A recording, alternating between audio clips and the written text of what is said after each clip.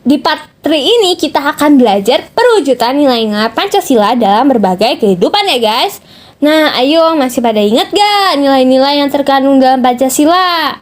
Mudah banget kan ya ingatnya kalau kita hafal 5 sila dalam Pancasila. Ini dia nilai-nilai Pancasila. Yang pertama, nilai ketuhanan. Yang kedua, nilai kemanusiaan. Yang ketiga, nilai persatuan. Yang keempat, nilai kerakyatan. Dan yang kelima, nilai keadilan.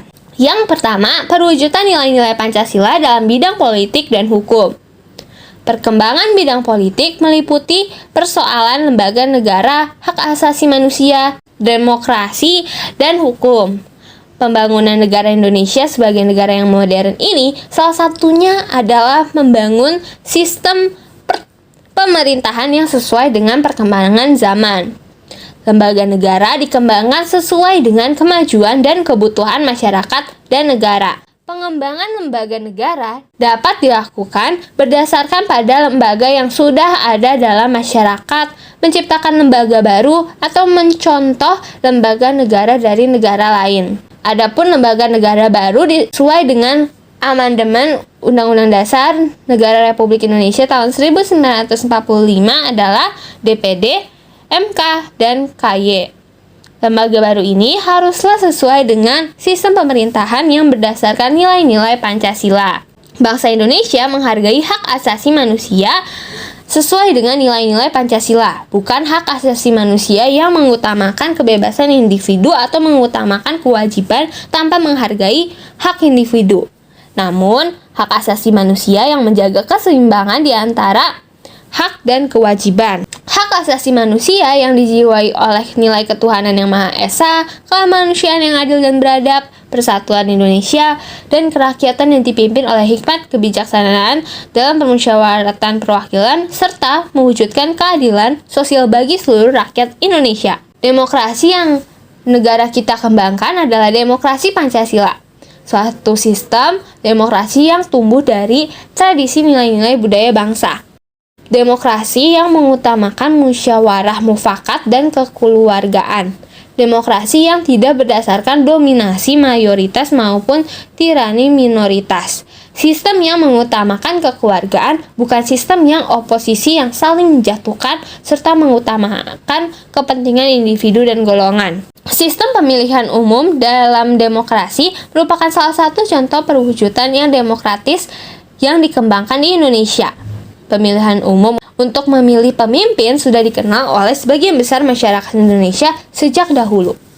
Bentuk ini dapat dikembangkan dengan menerima cara pemilihan umum di negara lain, seperti partai politik, kampanye, dan sebagainya. Namun, pemilihan umum yang terjadi harus sesuai dengan nilai-nilai Pancasila. Pembangunan dalam bidang hukum diarahkan pada terciptanya sistem hukum nasional yang berdasarkan Pancasila. Hukum nasional harus bersumber pada nilai-nilai Pancasila sebagai sumber dari segala sumber hukum. Peraturan perundang-undangan yang berlaku tidak boleh bertentangan dengan nilai-nilai Pancasila yang dapat disusun berdasarkan norma sosial yang berlaku dalam masyarakat Indonesia maupun di luar, namun tetap sesuai dengan nilai-nilai Pancasila. Yang kedua, perwujudan nilai-nilai Pancasila dalam bidang ekonomi. Sistem perekonomian yang dikembangkan adalah sistem ekonomi yang dijiwai oleh nilai-nilai Pancasila. Landasan operasional sistem ekonomi yang berdasarkan nilai-nilai Pancasila ditegaskan dalam Undang-Undang Dasar Negara Republik Indonesia pada tahun 1945 pasal 33 yang menyatakan beberapa hal berikut. Yang pertama, perekonomian disusun sebagai usaha bersama berdasar atas asas kekeluargaan. Yang kedua, cabang-cabang produksi yang penting bagi negara dan menguasai hajat hidup orang banyak dikuasai oleh negara. Yang ketiga, bumi dan air dan kekayaan alam yang terkandung di dalamnya dikuasai oleh negara dan dipergunakan untuk sebesar-besarnya kemakmuran rakyat. Dan yang keempat, perekonomian nasional diselenggarakan berdasar atas demokrasi ekonomi dengan prinsip kebersamaan, efisiensi, berkeadilan, berkelanjutan, berwawasan lingkungan, kemandirian, serta menjaga keseimbangan kemajuan dan kesatuan ekonomi nasional. Koperasi sebagai sokol guru perekonomian berdasarkan pada Pancasila sebagai wujud sistem ekonomi baik yang sudah ada dalam masyarakat Indonesia maupun sebagai bentuk pengaruh asing dapat dikembangkan selama sesuai dengan nilai-nilai Pancasila. Dalam masyarakat saat ini, sudah dikenal adanya bank, supermarket, mall, bursa saham, perusahaan, dan sebagainya. Semua lembaga perekonomian tersebut dapat kita terima selama sesuai dengan nilai-nilai Pancasila. Yang ketiga, perwujudan nilai-nilai Pancasila dalam bidang sosial budaya. Tujuan pembangunan nasional adalah terwujudnya masyarakat adil dan makmur berdasarkan Pancasila. Kita menghendaki terwujudnya masyarakat yang berdasarkan Pancasila. Masyarakat di sekitar kita selalu mengalami perubahan sosial dan budaya.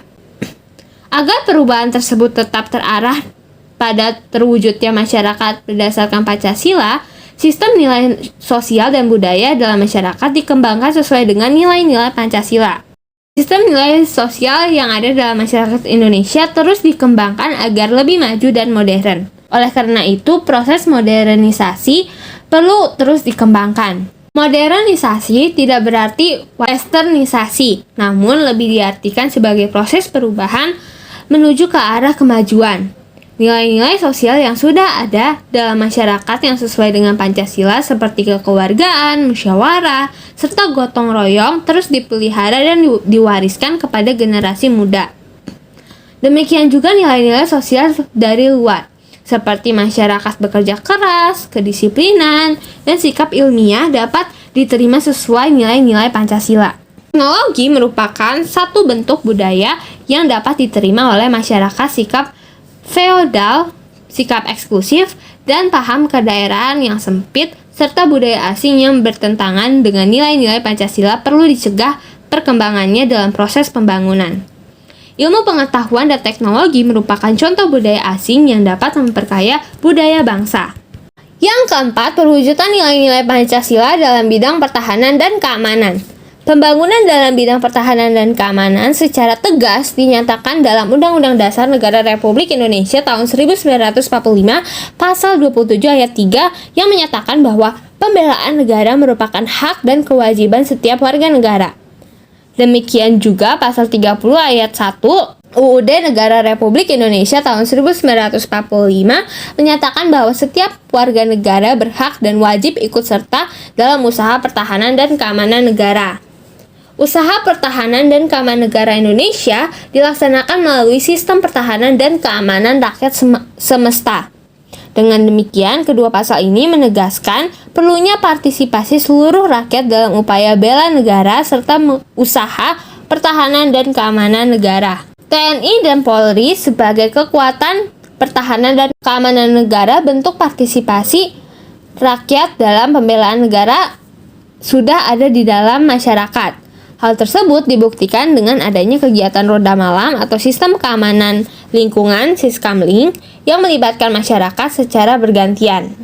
Di beberapa daerah juga terdapat lembaga masyarakat atau adat yang bertugas menjaga keamanan masyarakat seperti Pecalang di Bali. Lembaga ini dibentuk oleh dan dari masyarakat sekitar untuk menjaga keamanan lingkungan masyarakat. Coba amati di lingkungan masyarakat kita. Apakah ada lembaga adat yang memiliki tugas untuk menjaga keamanan atau sejenisnya?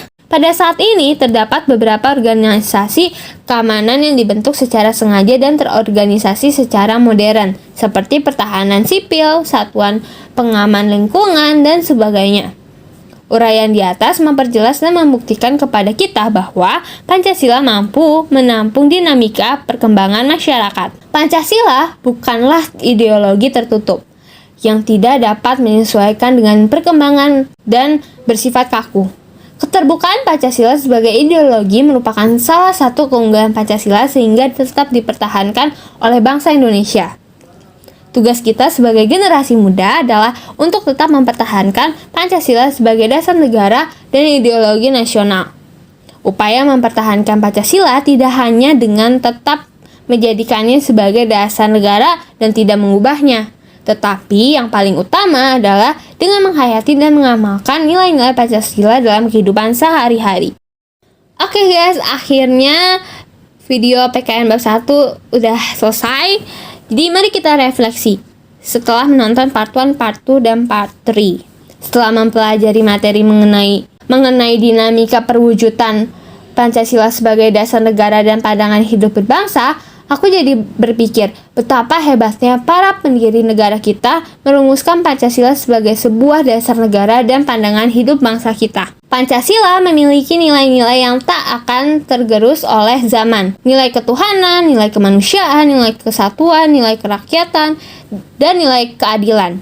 Nilai-nilai inilah yang akan terus menjadi pemersatu bangsa. Aku juga senang sekali mempelajari Pancasila sebagai ideologi terbuka, bukan ideologi tertutup. Nilai-nilai Pancasila akan terus menyaring perkembangan zaman. Setelah belajar dinamisnya Pancasila, aku akan terus mendukung Pancasila sebagai dasar negara dan pandangan hidup bangsaku. Terus terbuka pada berbagai perbedaan dan bisa berkolaborasi dalam berkarya dalam perbedaan. Nah, kalau refleksi kamu setelah belajar ini apa? Yuk share di kolom komentar.